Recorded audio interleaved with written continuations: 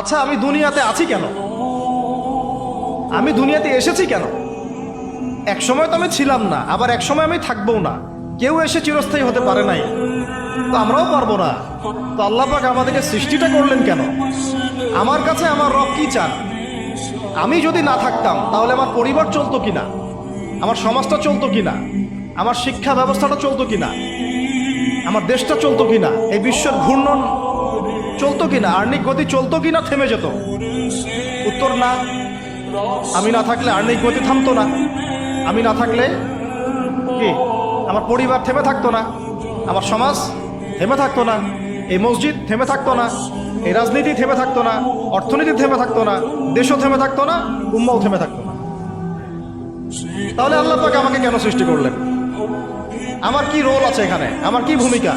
এই এতটুকু চিন্তা করার মতো আমাদের জেনারেশন আমরা পাচ্ছি না। আপনারা ফোন বের করে ছবি তুলতেছেন, ভাবেন এগুলো নিয়ে।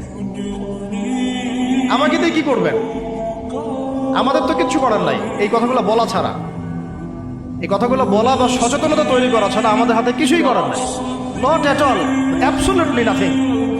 কিচ্ছু করার নাই। এইসব ফ্যান্টাসি দিয়ে লাভ নাই। আপনাদের মধ্য থেকে জেনারেশন তৈরি করতে, আলেম তৈরি করতে হবে।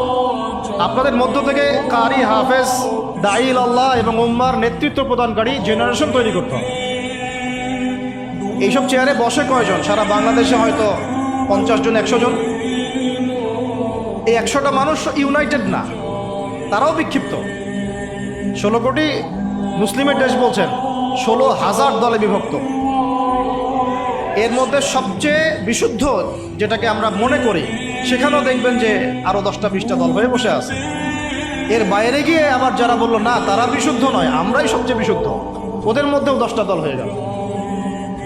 না তারা ইউনাইটেড, না তারা মানে আমরা, না আমরা ইউনাইটেড, আর না আমাদের কোনো আমিরুল মুমিনিন আছে যিনি সবাইকে একটা জায়গায় নিয়ে দিনের কিছু খেদমত নেবেন। থাকবে, শুনলাম, মানলাম, আনুগত্য করলাম, এমন থাকবে? নাই। না কোনো ইকোনমিক বেস, না কোনো স্বতন্ত্র মিডিয়া, স্বতন্ত্র প্রযুক্তি, না কোনো স্বতন্ত্র মানে পলিটিক্যাল প্ল্যাটফর্ম, কিছু না। অনেকেই দৌড়াচ্ছেন মন্ত্রীর পিছনে, এইটাও নেক্সট স্রোতে ধোকা খাচ্ছেন। আমি আমার কথা স্পষ্ট করে বলে দেব, এটাও নেক্সট স্রোতে ধোকা খাচ্ছেন। এটা তাদের জন্য শোভা পায় যারা ধর্ম এবং রাজনীতি আলাদা করে চিন্তা করেন। ওইটা একটা জিনিস, এটা একটা জিনিস, সে তার মতো রাজনীতি করছে। এটা তাদের জন্য শোভা পায়।